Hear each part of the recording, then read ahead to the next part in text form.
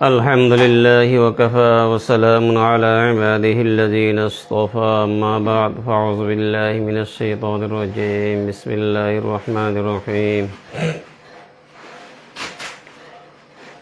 وننزل من القرآن ما هو شفاء ورحمة للمؤمنين صدق الله المولانا العظيم আলহামদুলিল্লাহ মহান রব্বুল আলামিনের দরবারে অসংখ্য শুকরিয়া। মহান রব্বুল আলামিন আমাদেরকে এই পর্যন্ত হায়াত দিয়ে দুনিয়াতে বেঁচে রেখেছেন, ওই জন্য আমরা সবাই মহান রব্বুল আলামিনের দরবারে শুকর আদায় করি আলহামদুলিল্লাহ।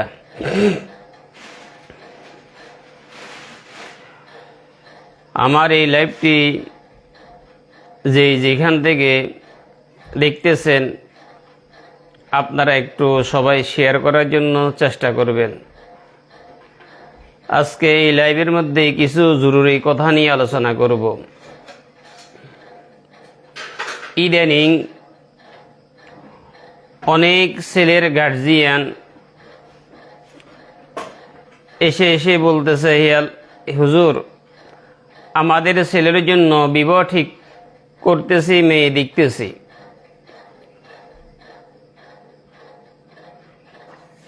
বিবাহ ঠিক করতেছি, মেয়ে দেখতেছি, মেয়ের গার্জিয়ান আসার পরে দি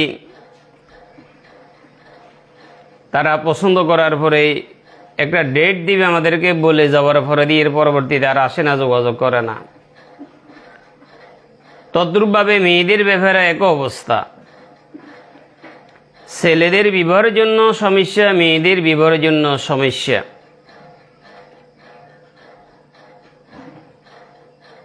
এগুলো হওয়ার কারণটা কি?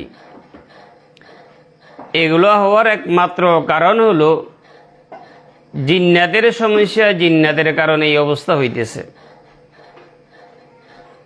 একটা ছেলে যখন বিবাহের উপযুক্ত হয়, আল্লাহ পাকের একটা কুদরতি আকর্ষণ, যেরকম মেয়েরা তার প্রতি আকৃষ্ট হয়, তদ্রূপভাবে মহিলা জিনেরা পরীরা তার প্রতি আকৃষ্ট হয়। যখন কোনো মেয়ের বিবাহের প্রস্তাব আসে বা মেয়েরা পছন্দ করে মেয়েকে তার কাছে বিবাহ দিবে, ওই মহিলা পরীগুলা গিয়ে মেয়ের গার্জিয়ানদেরকে বলি দেয় যে আপনারা এই ছেলের কাছে বিবাহ দিবেন না, এই ছেলের এই সমস্যা, এই সমস্যা, এই সমস্যা, বা অন্তরের ভিতরে অসুয়াশা ঢেলে দেয়। তদ্রূপভাবে মেয়েদের বিবাহের ব্যাপারে আল্লাহ পাকের একটা কুদরতি আকর্ষণ। মেয়েরা যখন বড় হয়, মেয়েদের প্রতি একটা ছেলেদের যেরকম আকর্ষণ বাড়ে, ওই পুরুষ জিনেরা এই মেয়েদের প্রতি আকৃষ্ট হয়। হওয়ার কারণে কি হয়, যখন মেয়ের বিবাহের ব্যাপারে যখন আসে, তখন ছেলেরা যখন পছন্দ করে, পছন্দ করার পরে দিয়ে তারা এখানে কথাবার্তা বলে যায় যে আমরা ঠিক আছে একটা ডেট করে আপনাদেরকে জানাবো, আমরা বসে একটা ডেট চূড়ান্ত করব। হঠাৎ করে তারা ওইখানে যাওয়ার পরে দিয়ে, বাড়িতে যাওয়ার পরে দিয়ে আর খোঁজখবর থাকে না। এগুলো মেইন কারণ হলো জিনেরা এই সমস্যাগুলো বুঝতেছে। কারণ মেয়ের প্রতি জিন আশিক হওয়ার কারণে তখন তার বিবাহ শাদী হওয়ার জন্য দিতেছে না। তো আমরা যারা এটার ভুক্তভোগী, যারা আমরা এই সমস্যার মধ্যে পড়তেছি, আপনারা যে কোনো একটা ভালো মুদাব্বিরের কাছে গিয়ে আপনারা একটু চিকিৎসাটা নেন। ভালো মুদাব্বিরের কাছে গিয়ে চিকিৎসাটা নেন। আলহামদুলিল্লাহ, ভালো মুদাব্বিরের কাছে গিয়ে চিকিৎসা করার পরে আপনাদের মেয়ের বিবাহ হয়ে যাবে, ছেলের বিবাহ হয়ে যাবে। জিনের কারণে এগুলো হইতেছে। হ্যাঁ, অনেক সময় কিছু মানুষ আছে শত্রুদামি করে মেয়ের বিবাহ বন্ধ করে রাখে, ছেলের বিবাহ বন্ধ করে রাখে, সেটা ভিন্ন কথা। কিন্তু অধিকাংশ শতের ভিতরে একেবারে 99% জিন্নাতের কারণে মেয়ের বিবাহ হইতেছে না, ছেলের বিবাহ হইতেছে না। আর আমাদের দেশে কিছু প্রতারক কবিরাজ আছে, তাদের কাছে যাওয়ার পরে দিয়ে তারা কি করে, ওই গার্জিয়ান থেকে টাকা পয়সা খাওয়ার জন্য তারা বলে কি, এই মেয়ের বিবাহ বন্ধ করে রেখেছে, ছেলের বিবাহ বন্ধ করে রেখেছে। কিন্তু মেয়ের বিবাহটা হইতেছে না কিসের কারণে, সেটা তারা আর বলে না, সেটা আর বলে না। তো আমি বলতেছি যারা এই ভুক্তভোগী ছেলের বিবাহর ব্যাপারে, মেয়ের বিবাহর ব্যাপারে, আপনারা ভালো মুদাব্বিরের কাছে গিয়ে যোগাযোগ করার পরামর্শ নেন। ইনশাআল্লাহ আপনাদের বিবাহ হয়ে যাবে, ইনশাআল্লাহ আপনাদের বিবাহ হবে। আলহামদুলিল্লাহ অনেক রোগী এরকম আমার কাছে আসতেছে, আমি জিন্নাতের চিকিৎসাটা করে দিতেছি, মেয়ে আসলেও জিন্নাতের চিকিৎসা করে দিতেছি, ছেলে আসলেও জিন্নাতের চিকিৎসা করে দিতেছি, আলহামদুলিল্লাহ বিবাহ হইতেছে। কয়েকদিন আগে একটা বিবাহের কাজ করছি, শুনলে আপনারা আশ্চর্য হয়ে যাবেন। একটা ছেলের বিবাহের জন্য অনেক চেষ্টা করতেছে, 25 বছর থেকে বিবাহ করাবে 35 বছর হয়ে গেছে গো, ছেলে বিবাহ হইতেছে না। এমন জায়গায় থেকে বিবাহের প্রস্তাব আসার পরে ওনারা পছন্দ করে, করার পরে হঠাৎ করে মেয়েরাই ফিরে যায়। পরবর্তীতে আমার কাছে যখন আসার পরে দিয়ে আমি বললাম যে ওনার সাথে তো সমস্যা আছে, যার কারণে ওনার বিবাহ হচ্ছে না। তখন তারা বলতেছে হুজুর বাস্তব কথা। আমি বললাম কেন বাস্তব এলো, সেই যদি আমাদের বাড়িতে আসে বা এর ভাগিনাগল যখন ওই বাড়িতে যাওয়ার পরে দিয়ে রাত্রে এরা শুয়ে টিভি দেখে, টিভি চালায়, সেই ঘুম যায়। হঠাৎ করে দেখেছেন দরজা জানালা সবগুলা বন্ধ, একটা মহিলা আসি তার সাথে শুয়ে রয়েছে, মহিলা আসি তার সাথে শুয়ে রয়েছে। ওই ভাগিনাগুলো তো বুঝে না কি বেড়িটা কোন জায়গা থেকে আসলো। এখন সেই যখন তার বৈনকে বাড়ি গেলে এক অবস্থা, নিজের বাড়িতে এক অবস্থা। আলহামদুলিল্লাহ আমি চিকিৎসা পরিগুলোকে ধরে নিয়ে এসলাম, আর জেলখানার মধ্যে বন্দি করে দিয়েছে। এরপরে দিয়ে আলহামদুলিল্লাহ তার বিবাহ হয়েছে। তো আপনাদেরকে বলতেছি, যারা এই ভুক্তভোগী, মেয়ের বিবাহ হচ্ছে না, একটা মেয়ে আমার কাছে গতকালকে একটা মেয়ের বিবাহের ব্যাপারে আলোচনা করছে। মেয়ের বয়স 25 বছর, 30 বছর, 26 বছর, 27 বছর, 35 বছর। এর কয়েকদিন আগে একটা মেয়ে আসছে, মেয়ের বয়স হিসেবে 39 বছর হয়ে গেছে, মেয়ের বিবাহ হচ্ছে না। 39 বছর একটা মেয়ে যদি বিবাহ ছাড়া যদি থাকে, দুনিয়াতে আর কয়দিন থাকবে, তার হায়াত কদিন থাকবে, তার বিবাহ সাদের কোন দিন হবে, তার ছেলে সন্তান কোন দিন হবে, তার সংসার কোন দিন হবে। অনেক আমার মা বোনেরা এগুলো কিন্তু খেয়াল করে না, না করার কারণে তারা বিপদগ্রস্ত হয়। আর একটা কথা বলি, ছেলে এবং মেয়েদের বিবাহের একটা সময় আছে, বিশেষ করে আমরা আমাদের ছেলেদেরকে সময় মতো বিবাহ করাই ফেলবো, আমরা আমাদের মেয়েদেরকে সময় মতো বিবাহ দিয়ে দিব। কিছু মা বাপ আছে মেয়েদেরকে পড়ালেখা করাবে, প্রতিষ্ঠিত করবে, তারপরে বিবাহ দিব। এরকম করতে করতে করতে করতে শেষ পর্যন্ত মেয়ের বয়স 30 বছর হয়ে যাইতেছে। শেষ পর্যন্ত কি হইল, মেয়ের বয়সের সাথে খাপ খাইতেছে না, এরকম ছেলে পাওয়া বহুত মুশকিল, বিবাহ দিতে পেতেছে না। তো আপনাদের মেয়েদেরকে পড়ালেখা করান, আমার কোনো আপত্তি নেই, কিন্তু সময় মতো বিবাহটা দিয়ে দেন। ছেলেদেরকে পড়ালেখা করান, সমস্যা নেই, সময় মতো কী করেন, বিবাহটা করাই ফেলান। সময় মতো মেয়েকে বিবাহ দিলে আর আপনি টেনশন করা লাগবে না, আর সময় মতো ছেলেকে বিবাহ করাইলে আপনার আর টেনশন ভোগ করা লাগবে না। কিনলে বলতেছি, মেয়েকে সময় মতো বিবাহ দিয়ে দিলে মেয়ে শেষ পর্যন্ত তার দিনদারি তো ঠিক থাকবে, সে বিভিন্ন খারাপ কাজে লিপ্ত হবে না। ছেলেকেও সময় মতো বিবাহ করাইলে ছেলে দিনদারিও ঠিক থাকবে, তা সে আর খারাপ কাজে লিপ্ত হবে না।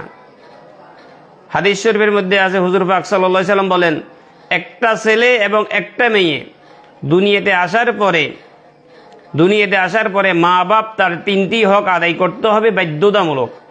এই 3টি হক যদি না আদায় করে, তখন মা বাপ দুনিয়াতেও ধরা, আখিরাতেও ধরা।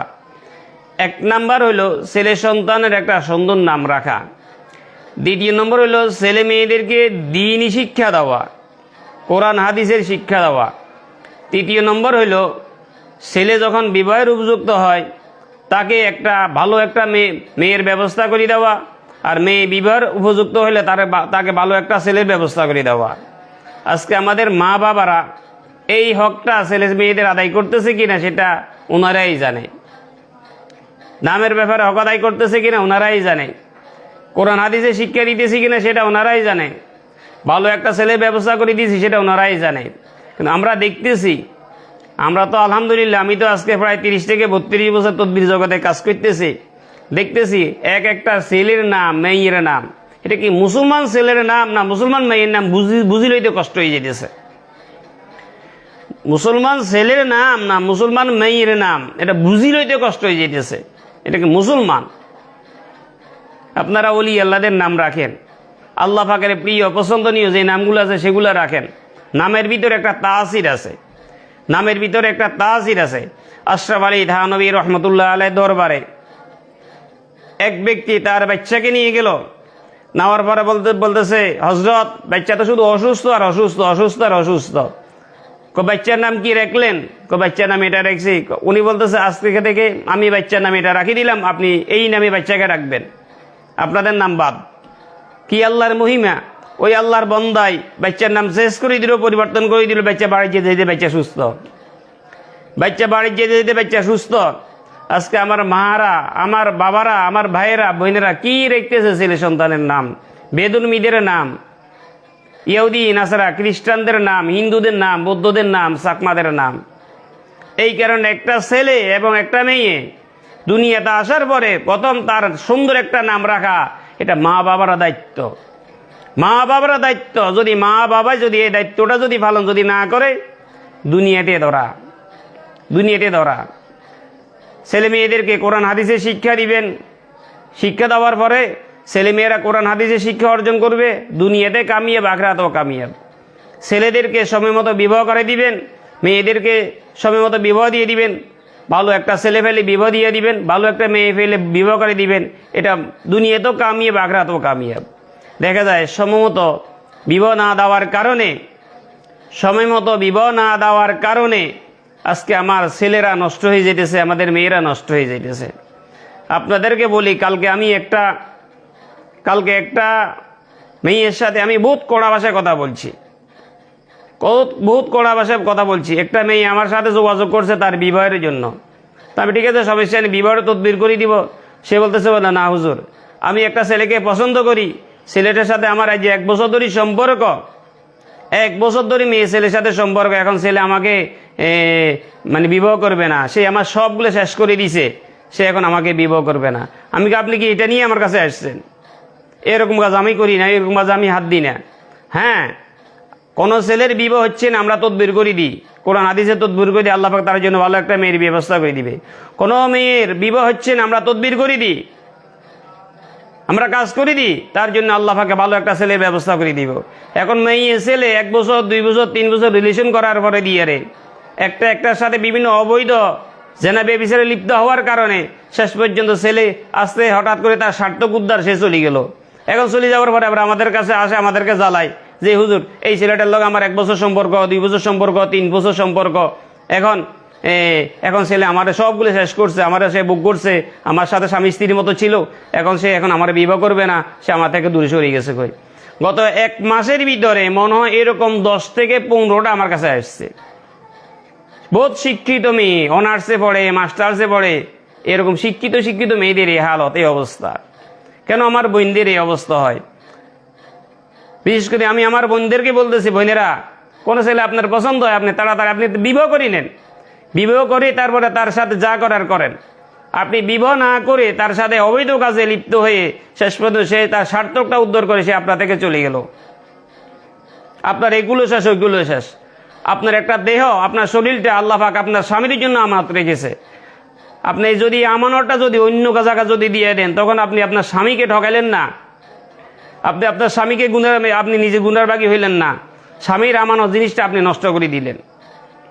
যার কারণে আমি আমার মা বোনদেরকে বলতেছি, আমার বোনদেরকে বলতেছি, আপনারা খেয়াল করবেন, আপনারা এদিকে খেয়াল করবেন। কোনো ছেলের সাথে ভালো সম্পর্ক, ঠিক আছে, পছন্দ হয়েছে, ঠিক আছে, গার্জিয়ানকে বলবেন, মাকে বাবাকে বলবেন, ছেলেটা আমার পছন্দ হয়েছে, সেই বিবাহ করার জন্য চাইতেছে, আমি বিবাহ বসানোর জন্য চাইতেছি। আপনার বিবাহ বসি যান, টাকা পয়সা কয়দিন। অনেক মারা আছে, বাবারা আছে, মেয়ে একটু সুন্দর টুন্দর হইলে একটু মানে একটু গায়ে গোড়া যদি ভালো হয়, তখন এবারে তাদের মাথা এমনি গরম হয়ে যায়, আমেরিকা, লন্ডন, কানাডা বিভিন্ন পাত্র দেখে হাঁটি হাঁটি, শেষ পর্যন্ত মেয়ে জীবনটাকে কি করে বরবাদ করে দেয়। লোভ বেশি করা ঠিক না, লোভ বেশি করা ঠিক না, লোভ কম করবেন। দিনদারি উৎসাহে ছেলে বিবাহ দিবেন, ছেলের কাছে বিবাহ দিবেন, দুনিয়াতেও শান্তি, আখিরাতেও শান্তি।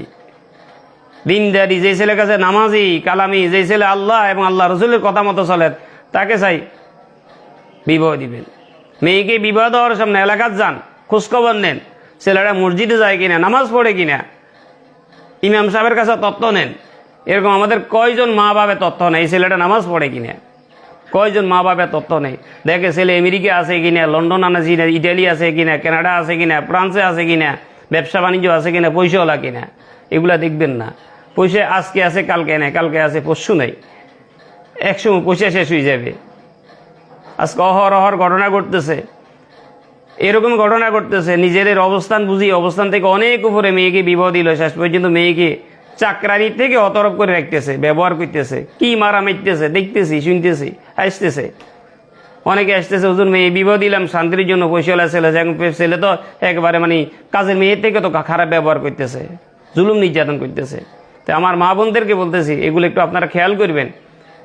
আমার কথাটা দীর্ঘ আলোচনা হয়ে গেছে, তাই এই কথা বলি আমি আমার কথা শেষ করলাম। ওয়া আখিরু দাওয়ানা আনিল হামদুলিল্লাহি রাব্বিল আলামিন।